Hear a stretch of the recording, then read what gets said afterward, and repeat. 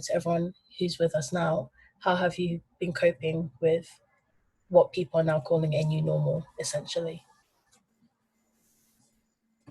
Anybody wants to start? Yeah, sorry. Yeah, you can go ahead if you want. Okay, so I don't officially work for a publishing house. I run my own print out of my own time, so I don't think it's affected like how we work as much because everybody works from home in their own time. But I think it definitely has put a bit of a stop on all the print projects we're going to do this year, just because a lot of our readers are queer people, and we knew that, you know, if we launch a Kickstarter and we ask for quite a substantial amount of money, like we just couldn't face doing that because we were having financial troubles, and, you know, everybody else was having quite a hard time at the beginning of this and continues to have it. So it just didn't feel like the right time to do that. And so we decided that we will continue making stuff, but kind of move towards a more digital approach. So creating content online, getting, commissioning essays and being able to continue paying writers for their work, just in a more small scale operation for now than it used to be for us before. So I think it's just delayed our plans at the moment and kind of changed our outlook on what we can do with our website and other things that we use for Night Errand. But it's not been as much of a pressure to work as home because we've done it all the time anyway. Nice. How about you, Eris? Yeah, I guess personally, so at the moment, I mean, I'm a coming to this panel as an author. Well, yeah, as ever is as well. Yeah, and it's just like with coping, we're all dealing with a global trauma right now. And I think at the beginning, there was a lot of sort of quite naughty discourse about like, oh, I'm going to be so productive now that I'm at home all the time. And it's like, no, like absolutely not. It has taken me several months just to get to a point where I can work every day or every few days or whatever. And I think like being lenient to yourself is the thing. I mean, maybe that's a basic take, but it's like, yeah, I think putting survival first. Our industry has a bad habit about this of like not putting yourself and your health first when it comes to doing work in publishing and literature. Yeah, so that's kind of, yeah. Yeah, I definitely agree with that. And how about you, Eva? I know that you also run Crypt Collective, which focuses on kind of amplifying the voices of those who are disabled or with chronic illnesses in the publishing industry. So how have you all been coping? Have you been seeing any, I guess, certain discourse that you'd say is kind of harmful, I guess, in a sense, because a lot of you have had to work in different ways already, and now you're seeing options that you could have had been given out to everyone. Just definitely. Like for me personally, there's not been a hugely massive like change in, you know, the way I work as an author. I usually do my Zoom meetings like through in the sitting room, but today I wanted to kind of make a point. So I'm currently sitting probably very decadently on my bed, but this is actually where the magic happens. This is where I work, either in or on my bed, usually. As a disabled person, I've got ME and fibromyalgia, and working from my bed just makes it easier. But yeah, so when lockdown happened, I mean, a lot of disabled and chronically ill people were already in lockdown or in semi-lockdown. Some people can be partially housebound and so on. For me, I'm not normally completely housebound, but I can be when I get flare-ups and things. But it was really strange to kind of see like the whole world suddenly come into our world. All these things that affect disabled people, like suddenly losing your job, financial precarity, being housebound, like this is normal for a lot of us. I mean, people talked about in the pandemic suddenly living in a dystopia, but for us, we've been living in a dystopia already, particularly in the UK under the Tory government and their austerity policies. And and their hideous campaign against disabled people. So we've already been living the pandemic, but then, sorry, living the dystopia, and then the pandemic came and suddenly everybody else was in a similar boat. It was, yeah, it was strange to kind of see that happen.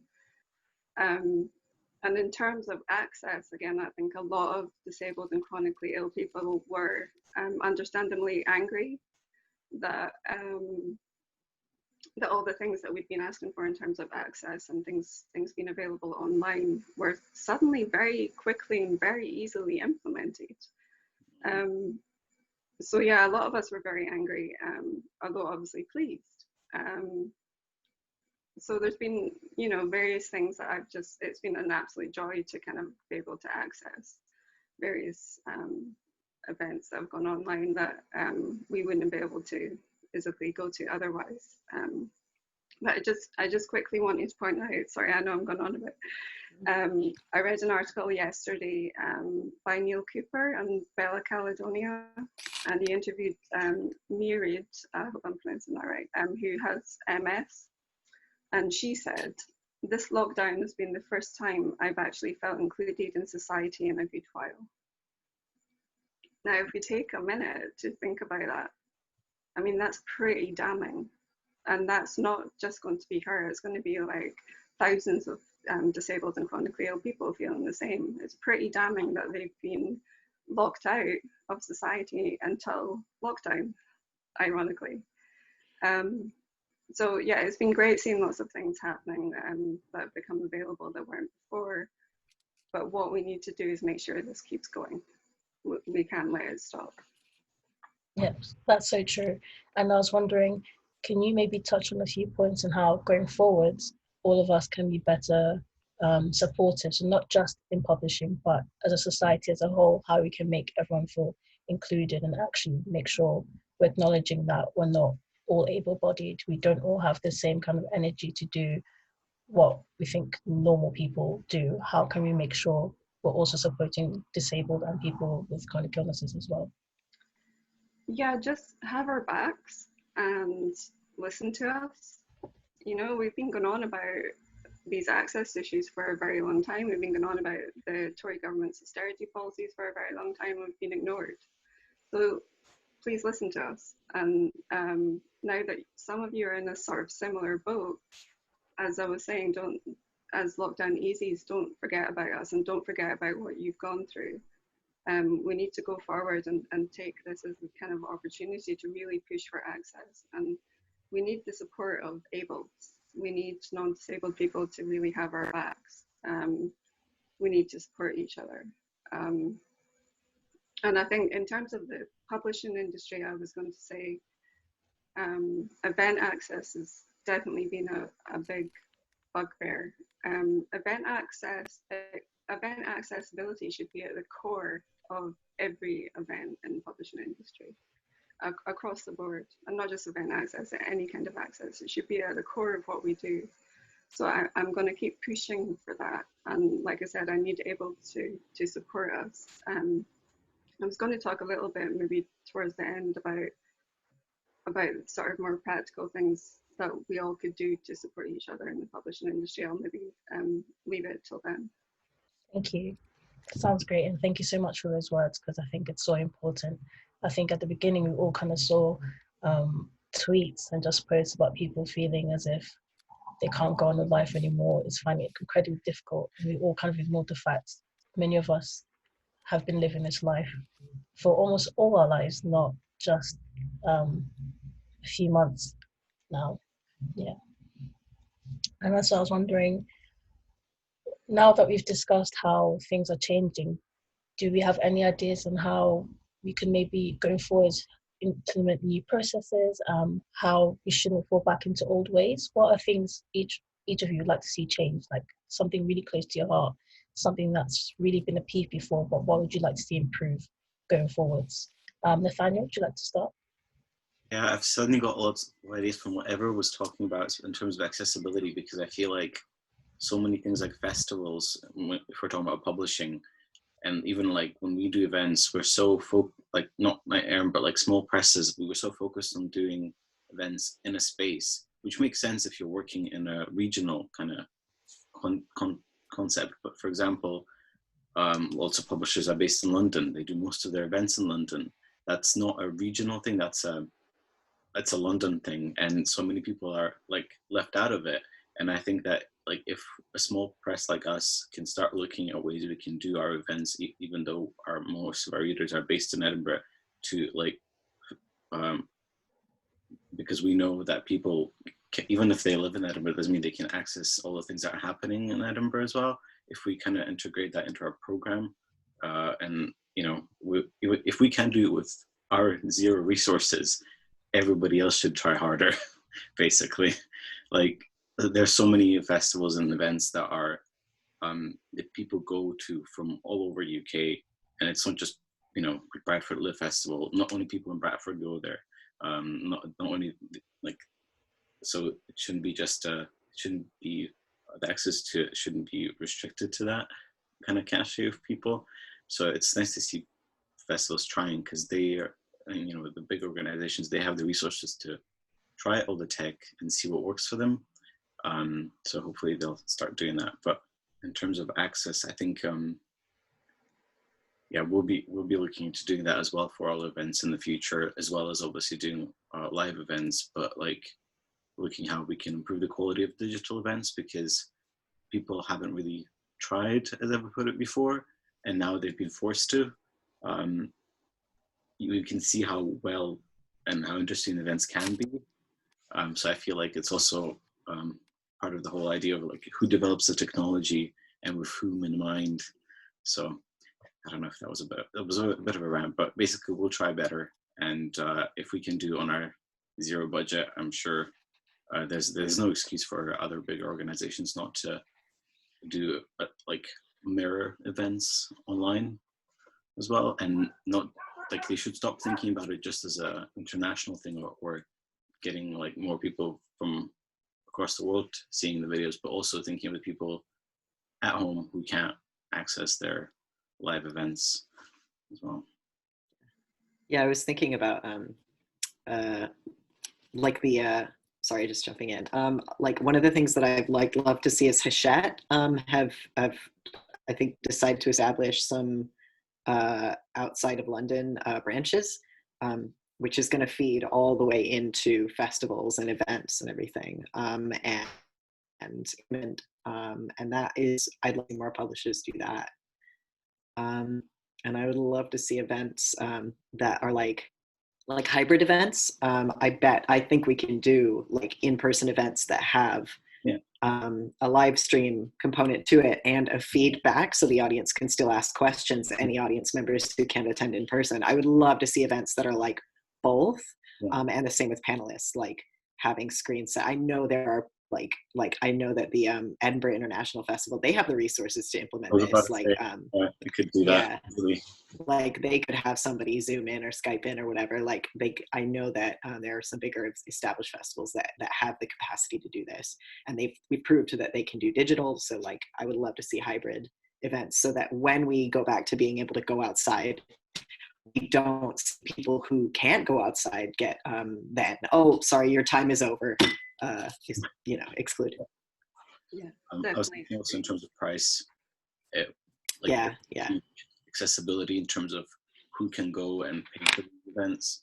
So digitally, I'm hoping that I would like the difference between the cost of a print book and an ebook. Yeah, and also the fact that not everybody can come and live in Edinburgh for the duration of the festival. Even like going to visit, depending where you're coming from, could cost you like from anywhere from 50 quid a day to like 150 or more. So I think that's a big consideration as well, with all the rail fares and traveling getting more expensive and more difficult for disabled people as well to actually use the transport. Some horror stories have been heard during the Edinburgh Festival. So yeah, we definitely need to think about people of low income as well. I mean, that usually is a crossover with disabled and chronically ill people, but definitely people with poor and working class backgrounds. Oh yeah. There has been slight improvement recently with a few events I've seen on the scene where they have options to pay what you can and things like that. I love pay what you can. Yeah. And people usually pay as much as they can. They pay more than you expect. Yeah, definitely. So that's great to see. But also I was thinking about, you know, as well as events, writer development opportunities, because I was reading an article recently about access and lockdown. And Penguin's Right Now scheme is a scheme that is supposed to support underrepresented writers. I think they support them over a year and have various workshops. I was reading that they always wanted physical attendance at their workshops. And I just find that a bit baffling, considering that disabled people are included in underrepresented writers. And yeah, there was someone interviewed saying that she could never apply before, but she could now that there's a pandemic. And I just find that so frustrating. Like, it just makes me so angry. Why was it not available before? Like, why? But I'm glad it is now. And again, like, I hope it continues. Like, I hope they don't like suddenly stop that availability. So we just have to kind of keep you know, emphasizing this, that it needs to continue this level of access. Yeah, I think it just benefits everyone to understand that you can use like what's been available for so long to improve conditions for everyone, and especially people who have been always like pushed out of opportunities. Yeah, hopefully people kind of have that cemented in their mind a bit more. Yeah, don't forget. Yeah, I was also thinking in terms of like publishing paid me. I know we've kind of moved on to events more, but in terms of publishing paid me and accessibility there, when we were designing our website, we're redesigning it, and like what you see now is just the first version. We're working on a second one, and we were talking about how we have a person working with us who is a service designer, and she mentioned creating like a workflow for what happens in Site Night Errant when we get a manuscript and when we're working on a book. And I thought that was a great idea, although I was a bit like, oh no, but we would do everything differently depending on the book. But having like read the publishing paid me thread, and also Nikesh Shukla, who was talking about, obviously this first discussion happened ages ago, and Nikesh, who has just talked about his mentoring sessions with his, I'm not sure if they're pupils, but with writers of color who approached him and who asked all these questions, and a lot of them like could easily be put into different categories of, I don't, you know, it's publishing is very transparent. I don't know how it works. What happens? Like, where do you start? Why do you need an agent? And that kind of really pushed me to be like, okay, we need to do one ASAP. Like, we're working on it anyway, and for us, it would be tiny, and our process would be very different because we rely a lot on doing crowdfunding projects and getting people basically to, you know, it's like a pre-order system. So it's very different to traditional publishing, but like, we're going to put that up there. So it's very clear for people how it works. So they don't have any either illusions, or like, it's not like murky, and you know, they don't have to like reach out to us and be like, sorry, can you tell us how this works? So I think that's something that publishing should really start doing more, because I think the mystique is not working in anybody's favor except for the publisher who do all kinds of bullshit if they want to on a higher level. But that should them kind of back. So yeah, that was me thinking. I love that you use the word mystique, because I always find a lot of the industry kind of operates under this kind of secret society kind of way, and it makes it so strange and hard to break into. And most of us who are kind of marginalized have to kind of carve our own spaces within the industry in order to be deemed as worthy, and kind of like have to fight for a place here. And then someone will look at you and be like, wow, maybe let's put some money behind this, that kind of thing, which is incredibly frustrating. But seeing as you've touched on publishing paid me, maybe we can talk a bit about that as well. So it's an offshoot of the Black Lives Matter movement, of course, and it was started in order to look at how white authors are paid incredibly vast amounts in terms of advances in comparison to Black authors. And I was wondering, did anyone have any thoughts about that? Were there any shocking tweets you saw? I saw some incredible figures, as in dismal figures, for some authors. Yeah, Eris?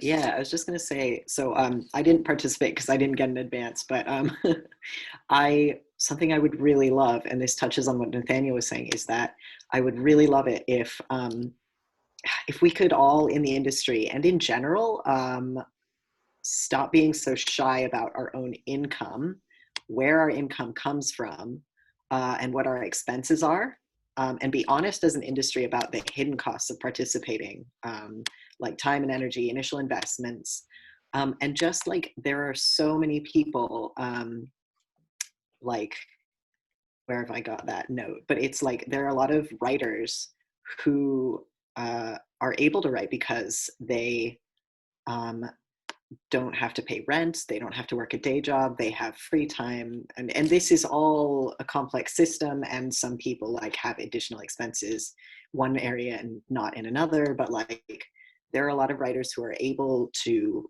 write because they have these resources that they're stigmatized in talking about, that we're not allowed to talk about.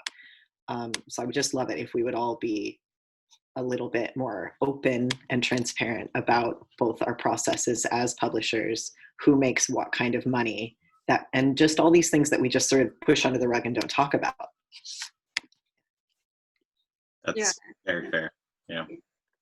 Yeah, I think we can be a bit British about money and what we're earning. I think about a year after, it's kind of marked the anniversary after my novel was out, I did write a blog post where I talked a bit about basically not earning a living from writing, and kind of to look at the reality of it, and obviously from the disabled author's perspective, because I'm ill, I'm unable to do the full-time freelance hustle that a lot of writers do. So I can't get in a decent enough income, and I can't do the part-time or full-time job to supplement my income because I'm ill. So there was that perspective I wanted to put forward in the blog. But as Eris said, I think we maybe need to be a bit more transparent than that as well, because I don't think I put any like actual figures, like what I earn and how I earn it, and what my advance was, which was quite small. But I did want to talk a little bit about the reality of it. Yeah, it's true. We need to break through the mystique, as you were saying, definitely. And Shah, thanks for joining us. Would you like to introduce yourself Hey. briefly? Say hello briefly, and yeah, what are your thoughts on hashtag publishing paid me? Hi everyone. So I'm a little bit late. I did actually catch I watched the view from the public side earlier, but technically I've now got added into the chat, so that's great. Yeah, I'm Nazir. I'm the publisher of BHP Comics, and I also run a small agency as well, a 9-panels agency, kind of focusing on graphic novelists. Hashtag what publishing paid me, I thought was really interesting. It was I didn't follow all of it because I don't have very much time, just due to COVID circumstances, is the way life is right now. But when I do, I've seen some bits and pieces, and it was, I think with most of these things, there's lots going on because there's just such disparity between what's happening at the top and what's happening at the bottom, and the experiences of big publishers and how they should be responding to what they're paying people versus what very small publishers are doing is very different. And sometimes actually you find that smaller publishers are actually paying slightly better or as equal to large publishers, and that's really disappointing. But in terms of my own kind of experience, it's kind of been up and down. I've written a couple of books where I got paid advances. I think I got paid £5,000 for my first ever book, and then I had a royalty, like a 12% royalty off the back of it. But the publisher is not very great, so they sort of just they paid me a royalty in like the first year or 2 years, and they just sort of stopped. And I still see the book out and about, and I've just kind of got to that stage where I just can't be bothered addressing them to chase up that money, So there's but it's still physically out there. You see it in Waterstones and places and things, but that was very rare to get that kind of money for something. But that was me pushing, what I wanted, because I kind of thought I wouldn't probably get something off the back end anyway. But from a publishing perspective, and being as a publisher, I make almost no money at tall. So I think last year I made something around about £6,000 as a publisher. And the previous kind of 3-4 years before that, I made pretty much close to zero. And most of my income comes from me being diverse in how I approach things. So as well as trying to run a publishing company and trying to make it feed itself, I spend a lot of time also running an events company. My events company makes me money. I do graphic design and web design and things like that, and other stuff which supplements. But there is no sort of magic thing which allows me to just make money from being a publisher. It's just too difficult. And also just the responsibility. You know, Nathaniel will understand this exactly. The responsibility of being a publisher and knowing that you can't have that money, because you have to be able to pay all of your authors, and your authors make so little money in the first place, you know, and the system is set up in a way where, you know, it's so unequal. You know, booksellers take such a huge percentage of what money we should be having to pay our authors, as well as being able to pay ourselves. That in itself is a for me is a big issue that I would like to address as a whole industry. I think there's as a separate thing, but we need to go away and basically go to booksellers and be like, enough's enough. We're going to stop supplying you. I think everyone's going to stop supplying you. You know, some booksellers versus others, though, in personal experience, though, in terms of like the percent they take, I think some just kind of say we're this big. Taking your books is a favor to you, and then you are basically giving the books away for free, and then waiting for months, chasing up, trying to get your payments and getting your royalties to authors. So yeah, I feel you. Yeah, so I've seen a couple of questions there. In the UK, it's normally about 50% that a bookseller would take via sort of distribution kind of channel. But you know, the other thing that I've learned the kind of hard way is that being a publisher, you've then got the 50% being taken by the bookseller. Your distributor probably takes about kind of 10 to 12% based on distribution, storage, warehouse, commission, all these other things. And you know, you can be left with sort of 38% of a return before you've taken off any of your costs. You know, it's crazy. And in the USA, it's slightly different. I think our discount is 60% to Barnes and Noble, and that's zero money. Brutal. It's really brutal. It's really, really brutal.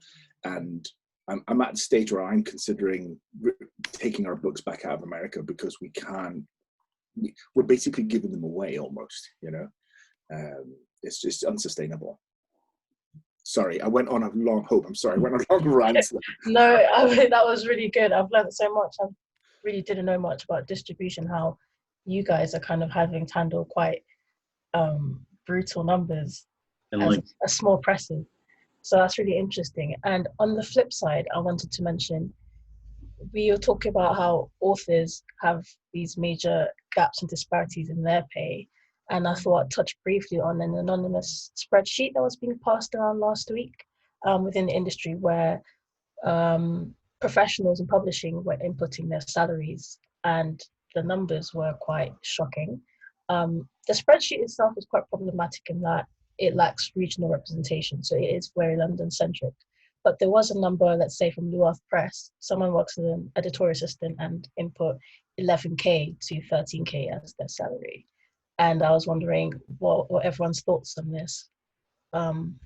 Did anyone have a look at the spreadsheet? Did they have any thoughts? I've not been able to see the spreadsheet, but I know like the kind of range you're talking about, because it was mentioned, but I've never got a hand of like a link to it. But yeah, I think one of the issues here is that there's so many issues with publishing. As a small publisher, having been there for 3 years, I still don't understand how publishing works.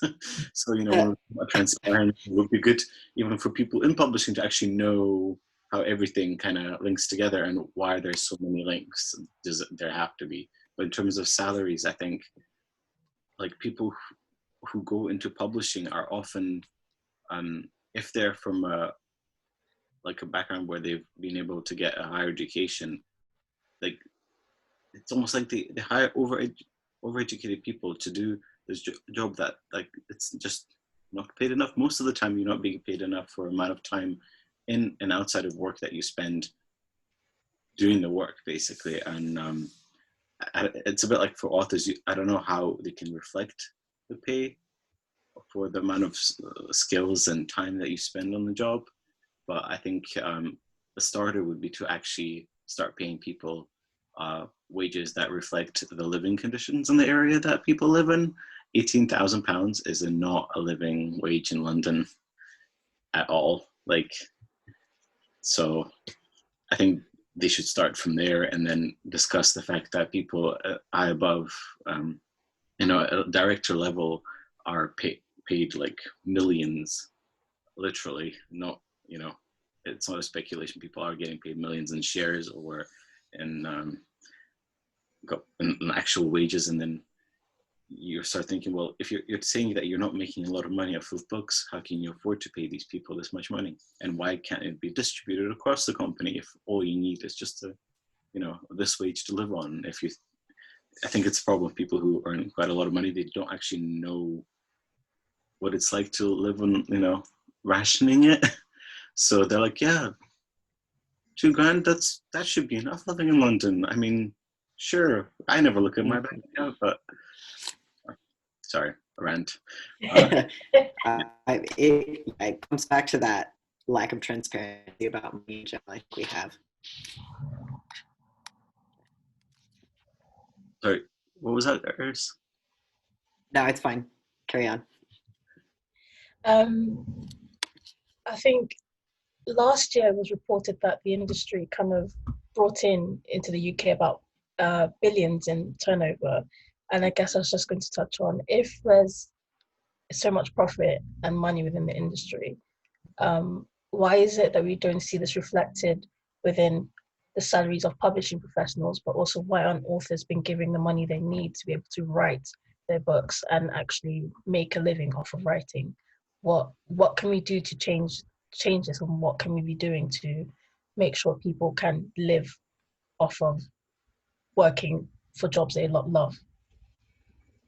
I think if I'll start on this one. As a publisher, it's probably our responsibility to kind of speak first, but it feels like there's, from a publisher perspective, it's all about the end game is all about money, right? It's all about kind of bigger publishers making money, whereas most people who are small publishers and most people who want to write books and want to draw books or make books in any kind of form, it's a noble profession. Everyone wants to do it because they love books, right? So the part of us, all of us, we're all hindered by our own internal mechanism that wants us to make something, desperately make something. And it's kind of like economics of it is always secondary, right? And in comics and graphic novels particularly, this is prevalent. It's everywhere. Nobody is really making money on an independent level, and even on Marvel and DC's kind of level, they're not really making money on some of their lower grade books. So that could be books that are in there that maybe just on the outside of their top 10 of their list, because of the economics of what it costs to physically make one book at a time. I seen a tweet from somebody last week who was saying, or it might have been the week before, about and I'll find who it was so I can reference her later and we can reference the thread. But she had said it'd be great if we were getting paid the value of what it was for the work we were doing. Yeah, that makes absolute sense. Of course it does, right?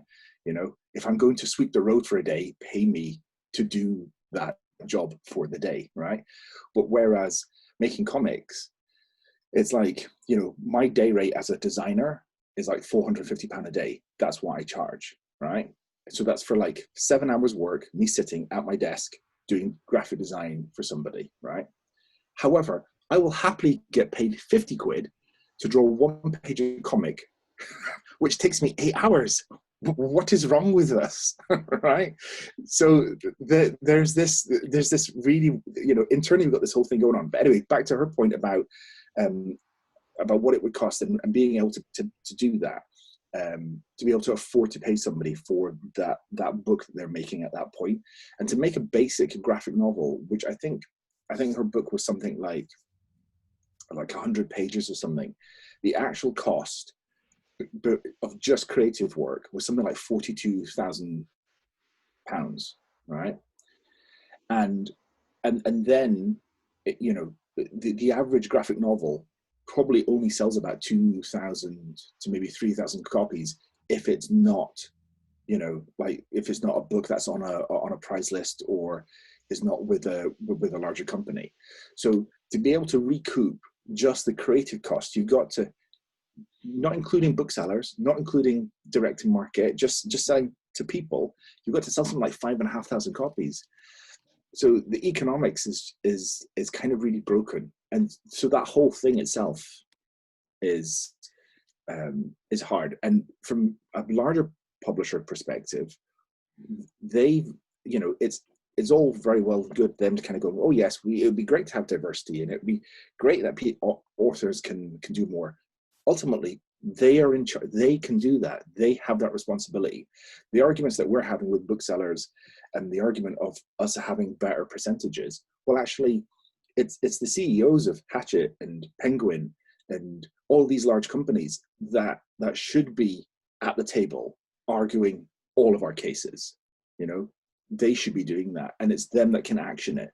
You know, and it's just, as Nathaniel said, it's corporate greed, and it's people not knowing the value of money, because you already have lots of money, so you don't know that £18,000 is nothing for someone to live off of. You know, sorry, I've gone on too long, but can I pitch in like last non-rambly I've actually managed to cohere in my head of publishing thing? I think I will pitch into what Shah said, in that I think publishing needs to start prioritizing people that work for it over the location, as we've seen Hachette considering moving offices. I've seen a lot more jobs than I've ever seen on Jobs and Books and Bookseller that are like home-based. Something that like would be amazing living in Scotland, where jobs from publishing come up really rarely, because I still need a job to keep myself running and keep Night Errant running. So I think like prioritizing people, prioritizing the workforce, prioritizing making sure that you're not just hiring people from, you know, with a degree like in publishing or masters, or people who have come from different areas, different influences. As Shai said, like hiring diversity and prioritizing their well-being, because the people in publishing make the publishing happen, as well as the authors in the books that they commission. And if you have a diversity of people who are happy, who are not like struggling to feed themselves just because they have to live in London, I think there'll be a much better industry altogether.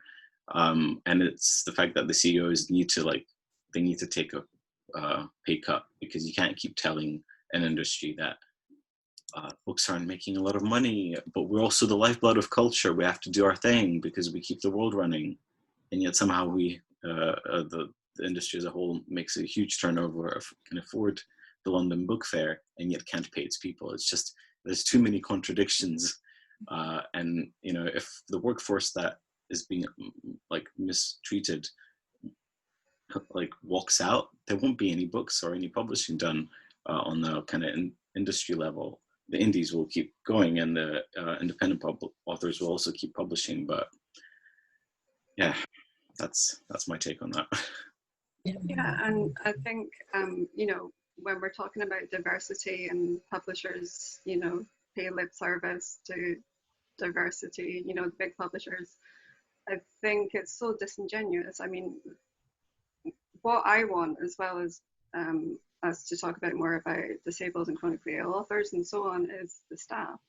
We need to have these publishers hiring disabled and chronically ill staff, and trans staff, and Black and people of color, and from working class backgrounds and single parents. But you're not going to get that if the wages are, if you can't live on the wages, you know, and if people are coming from poor socioeconomic backgrounds, they're not going to have, say, their parents able to support them a bit if they're on low wages, or you know, or even like in my case, like I'm not struggling as much as most people would because my husband is working full time and is able to help us both.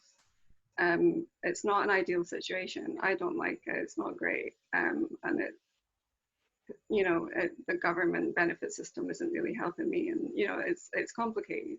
But I know I'm privileged in that I have my husband and he's able to support me. And I think things like that, while they're uncomfortable to talk about, we should talk about it. I think it's really important. But yeah, I think just the big publishers making noises about diversity but not doing anything to change the system, it just isn't good enough. And I think we need to get over this fetishization of the corporate, the CEOs, the kind of the directors getting these huge obscene wages. And there's just no need, That's my tip. It's a bit like Waterstone's situation where a few months back there was the issue with the wages that still hasn't been resolved, and yet they went and bought Barnes and Noble in the States, and the CEO has like a ridiculous annual pay. And I'm aware that profits and turnover are different, but yeah, based on the income that organizations have and how they keep harping on about how there's just not enough money, they're just making it by, you start to wonder, like, but surely once you've done your accounts for the year and you have all this money left over, it can be invested somewhere else, not just put into pockets of people who sit on top. Yeah, the whole Watson's thing and the way that played out, it really enraged me. I was so angry about it. You need to pay your staff proper wages. I think in the sort of theme of like just protecting staff, there's this thing so I guess it kind of touches on this Hachette employee boycott of J.K. Rowling, which I think we were going to talk about at some point, but I just wanted to touch on it because I want us as an industry to stop like punching down basically and protecting established, wealthy, money-making authors over authors who are marginalized. And that's where this dichotomy comes from. It's like you're either marginalized or you're really wealthy and established because you've had the ability to establish yourself and get on bestseller lists and stuff. And that's starting to change. But I really want the publishers, so Hachette made this statement that was really ambiguous, like we are going to take it by a case-by-case basis, and if our employees, our staff, don't want to work on a book by a transphobe, then we'll take it on a case-by-case basis. And they didn't say they would protect their staff. No. But nothing can change if the big publishers that have the power, we've established big fives, the CEOs, they have power. I think they're really doing it responsibly.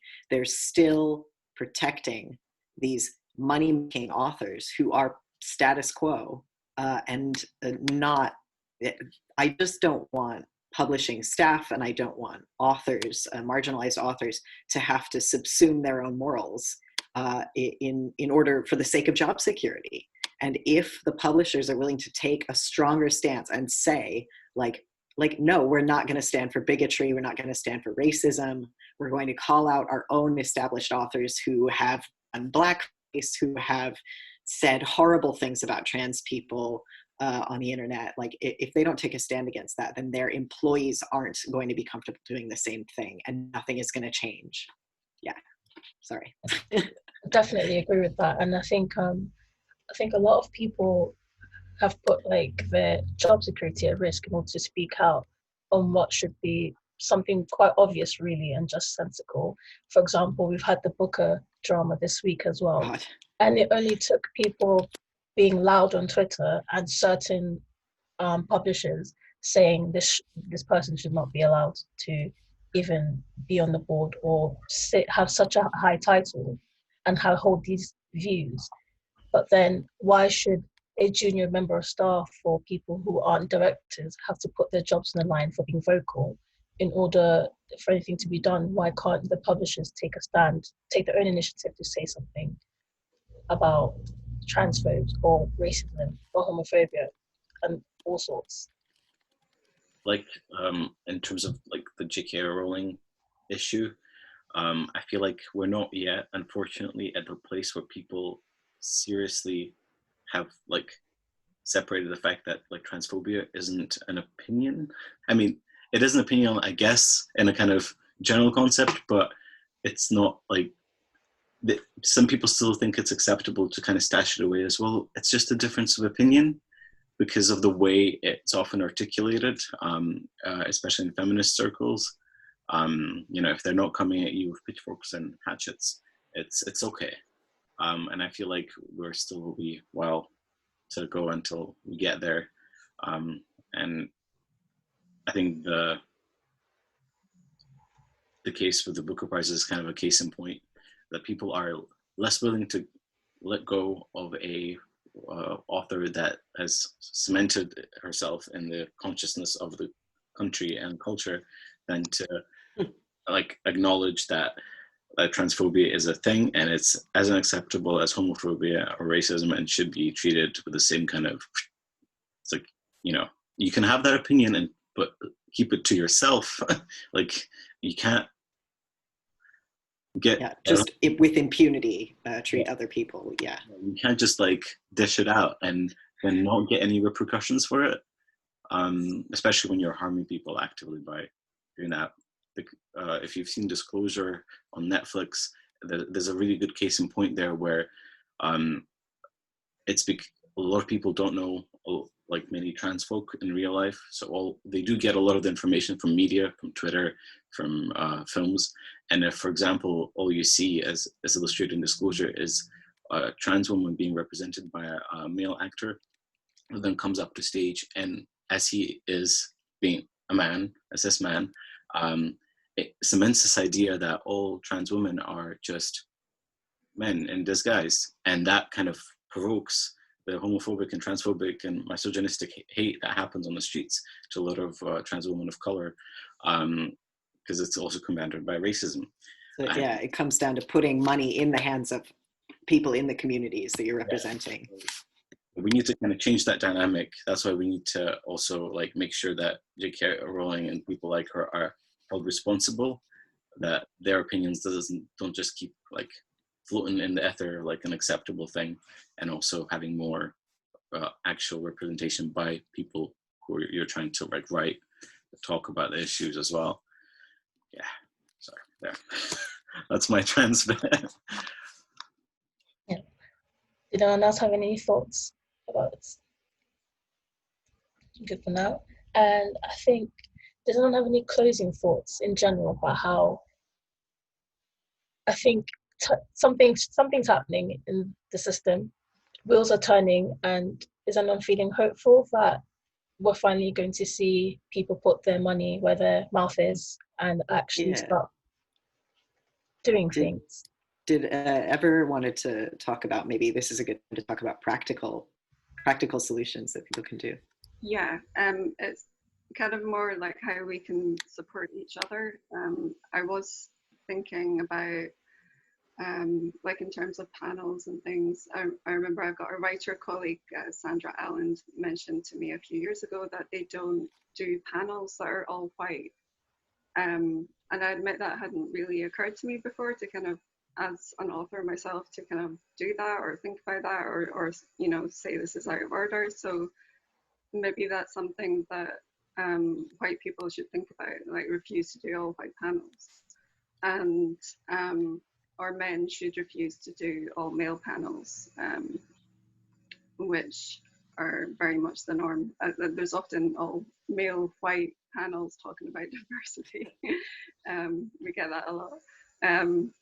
And I think as well, for me as a disabled person, I think it would be hugely helpful for disabled people in the industry if abled authors refuse to do events that are not accessible. I mean, sadly, that means a lot of events. But if we get that conversation going, and it's not just disabled people talking about it, we'd really appreciate that. I mean, and there's lots of different aspects to accessibility, so it's not just about wheelchairs. And I think the go-to place at the minute, if you're interested to read a bit about good accessibility for events, is if you go to Lighthouse Books webpage. They have a great, quite brilliant page on accessibility and events. So that's a good place to start if you want to read up a bit more about it. But yeah, if abled authors could kind of have our backs and have each other's backs and just be honest about things. I was also thinking myself, like, for a long time that my bookshelves are like horribly quiet, like they are. You know, it's kind of almost kind of canning bookshelves. So, or what is seen as a canon. I do realize that, and I think I need to make a proper change. So I've kind of thought about that before and made furries into changing it, but it's just been a bit half-hearted. So I think to make proper change, I'm going to write a list of Black and Black writers and writers of color that I want to read, and maybe read a certain number a year, and then champion those that I love on social media and so on. And I think that sort of thing is the kind of thing that we all can get on board with, I think, and do. What do you guys think? I think one of the things that I've seen in terms of practical help is that right now, something I've noticed. So I've been helping out a good friend who's been housebound, a trans friend, and who's now shielding. And one of the things I've noticed that we would both noticed is that the people who are helping each other out are helping members of a community out are not necessarily the most resourced people connected to them, but the people who are in their community. So myself and my trans friend, I mean, I have many trans friends, but this person, we've noticed that the people who are helping us out are other trans people. And the people helping disabled people out, I think I've noticed are disabled people. And it's like what allies need to do is to get off their ass and like, and this is starting.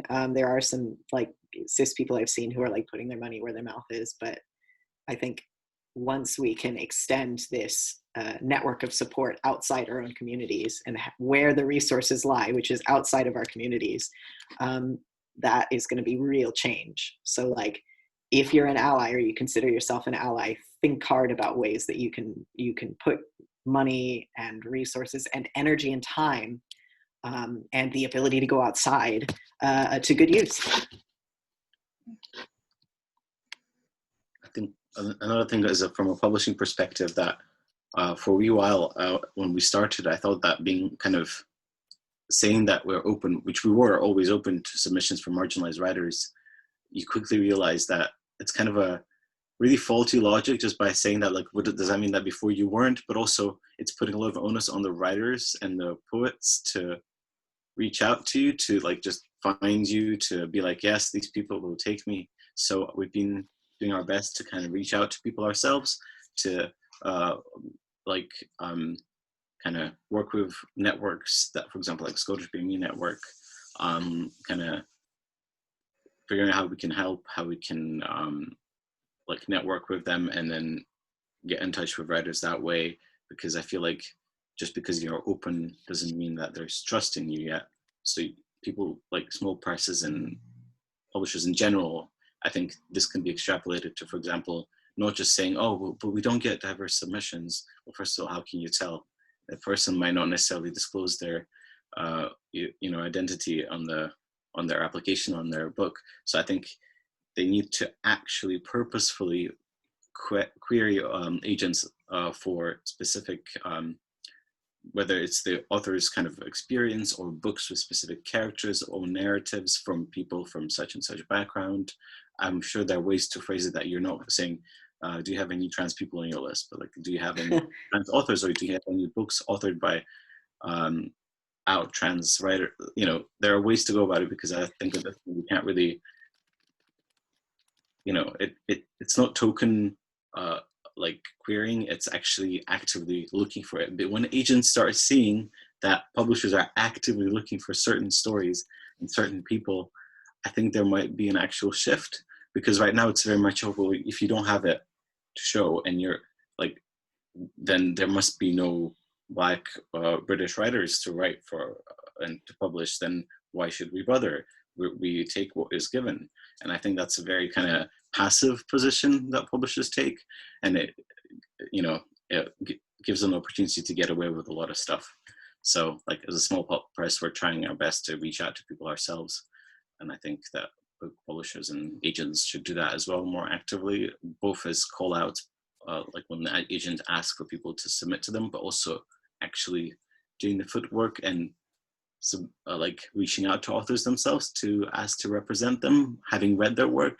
And I know that may not be the way of things because there's so many writers who are looking for representation, but I think that might set a better example for others who keep saying that they don't get submissions from like people of color, LGBT folks. So that's my 5 cents. Thank you guys so much. I think it's about time to move on to some questions. And I'm just going to pick one out here that I think you guys can help with.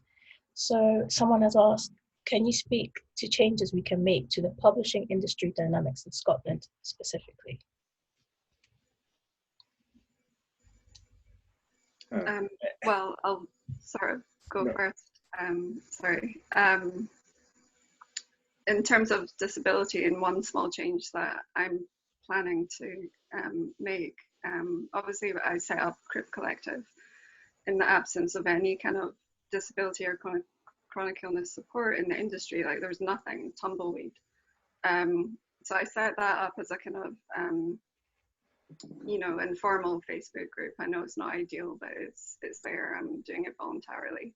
I think there needs to be things that are much more formal. There needs to be paid staff, maybe somewhere like the Scottish Book Trust that deals primarily with accessibility, and also I've been going on about a lot about event access.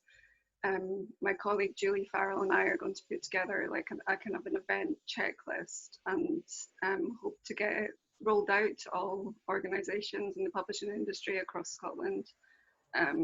This is still very early days and we haven't properly started on it yet, but that's something that we hope to get done, and I think it should make a big difference, as well as our fellow authors saying that they won't do events unless they're accessible. So I think that's something that we'd hope to see happen. In Scotland specifically, kind of echoing a lot of what Eris just said there, there's another thing that we're kind of missing, and this actually goes back to something that Nathaniel said earlier, which was about how we manage that diversity and how it's managed within small presses, for example, or bigger presses.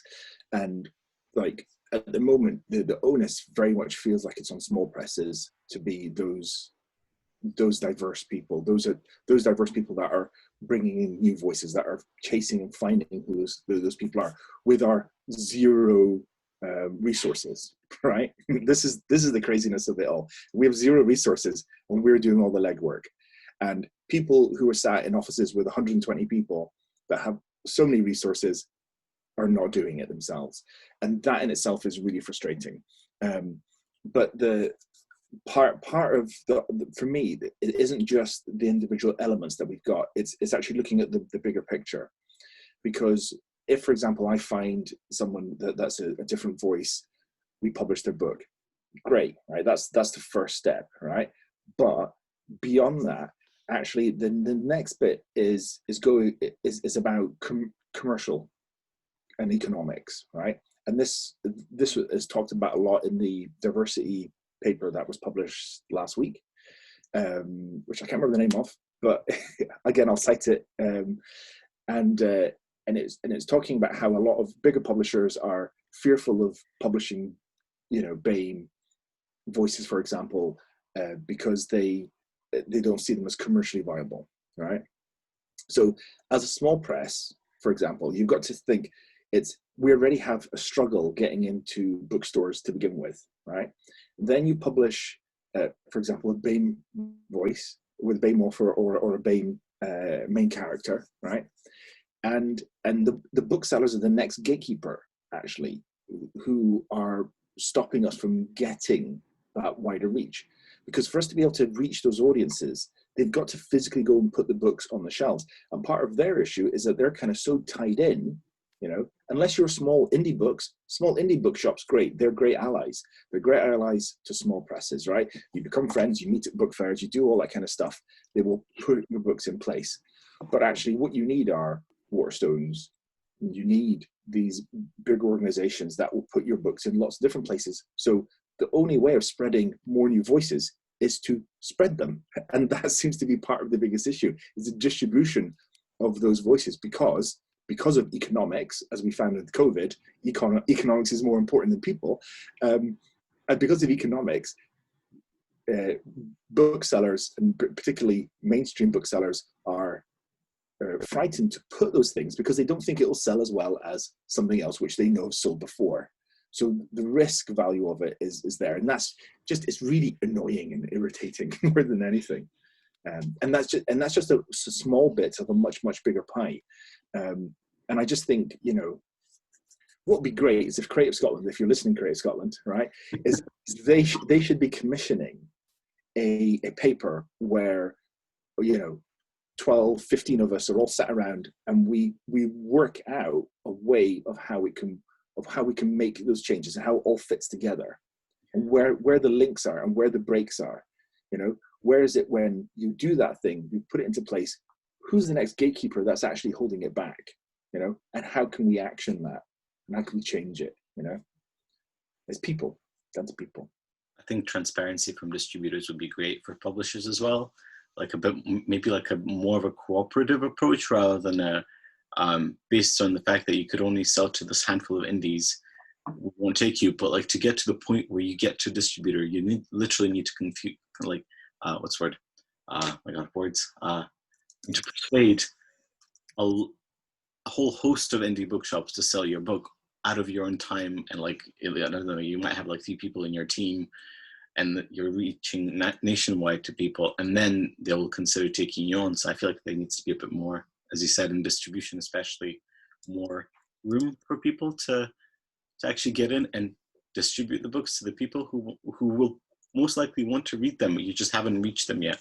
So that's, I think, a big problem as well. I think it would be also great if Creative Scotland, like all the funding buddies that publish or help publishing, that they more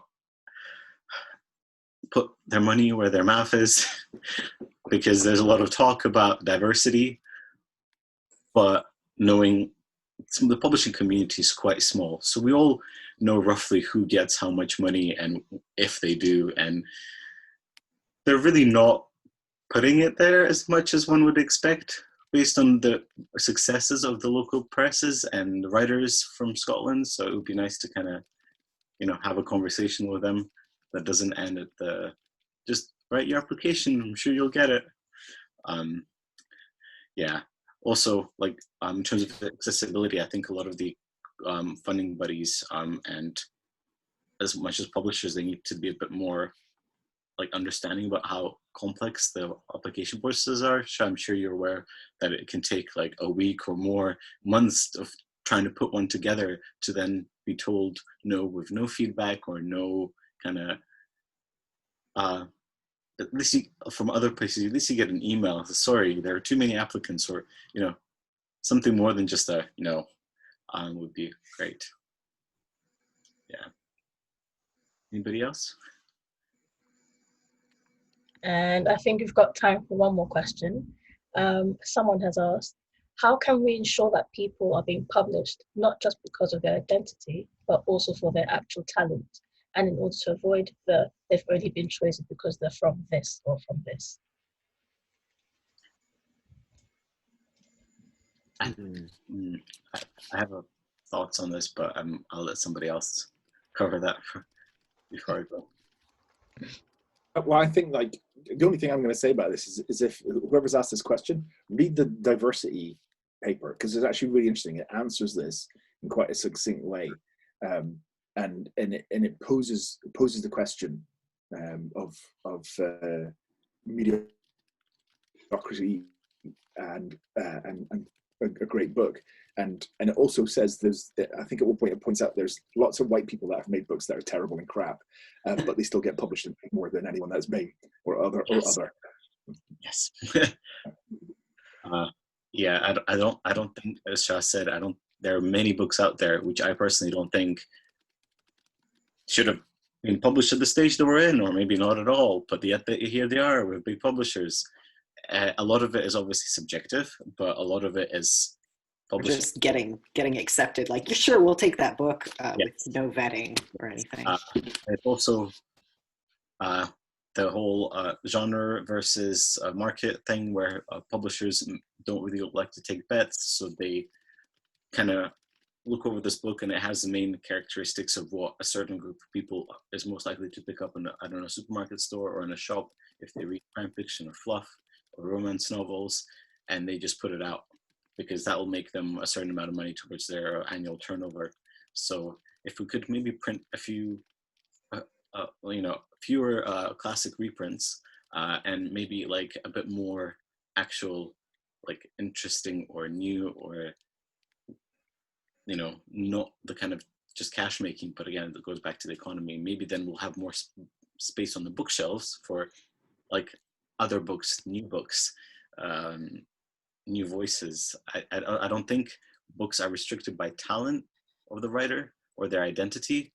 I don't think there are many books that come out just because of the identity of the writer. To be quite honest, I've not seen many. There are books that aren't great that are written by people who are trans and gay, or I mean, I've not read them all. I can't attest to that. But like, until we haven't really gotten to a point where publishers are publishing equally bad white authors and cis authors and like people of color and LGBT authors. We're not quite at that stage where they're just like, yeah, whatever, I don't care what identity you are, let's publish you without question. We're not there yet. And equally, some great books haven't been published yet or were rejected, but their reasons of the publishers are always quite nebulous. So we don't need another Asian mystery, or we don't, we already have one trans author or one black author on the list for this year. We don't need another one. Sometimes it's the answers are that bad, but I don't think we're yet at the stage where Yeah, I've actually come across that. It was a few years ago, but it was like, oh, we've actually got one trans in this anthology already, so we're not going to take your essay. And it was like, yeah. So don't do that. Don't do that, no. Thank you so much, guys, for what has been, I think, from what I can see in the feedback, an informative and really engaging and just clear, informative discussion. Thank you so much for sharing, Hope. Thank It's good to meet you. And before we close off, I just want to say, would you like to point people to where they can find you? Just a little closing remark about who you are, what you do, where you can be found. Let's start with Eva. Yeah, you can find me over on Twitter. It's just Ever Dundas. Same on Instagram. And if you want to join Crypt Collective, it's on Facebook, and there's a bit of a spiel on my blog about it. You can get the link to my blog on Twitter. So yeah, just pick me up on Twitter. Ask any more questions if you want. Yeah. Shah? Yeah, you can get me on Twitter as well. I'm Shah_Nazir on Twitter, and I think I'm just Shah Nazir on Instagram. But Instagram is mostly photos of food and my children, so it's not, it depends if you want to get a happy day. Nathaniel? Well, you can find me at Kunitsky on Twitter, or at Night Aaron Pub. We're both on Twitter, Instagram. We now have a YouTube channel, and nightaaronpress.com is our website. Thank you. And Eris? Yeah, so I'm young_E_H on Twitter. And I think if you just Google Eris, E-R-I-S, young, I mean, you did whatever. I have okay SEO. But also, I'm just going to take this moment to plug my book, They Them There. It's out from Knight Errant Press. No, not Knight Errant Press. I have that book here somewhere as well. It's out from Jessica Kingsley, who are an educational publisher. It's just a guide to being genderqueer and non-binary, who are a publisher who put their money where their mouth is. They're owned by Hachette, Jessica Kingsley, and they really have an excellent trans catalog. So this is a really good example of a Big Five owned imprint that puts their money actually where their mouth is. So if you want to support me, you can buy my book do it. So yeah, they've been there. That's me. And what a way to sign off. Thank you everyone for joining us on this lovely Sunday, and we'll probably catch you over on Twitter for more chat. And thank you guys. Thanks so much. Thank you. Bye. Thank you Bye. to all of the speakers. That was really, yeah. really great. Yeah, I just hope the conversation carries on after this talk. It was really fascinating to hear from all of you. If you want to watch this back, everyone, it's going to be on YouTube later. We've been streaming it, well, we've been recording it. And you can follow us on our Twitter and Instagram, SYP Scotland, for both of those, and our Facebook. And I hope you all have a lovely weekend. To our panellists, to our chair, and all of the attendees as well. Thank you so much. Okay, thank you.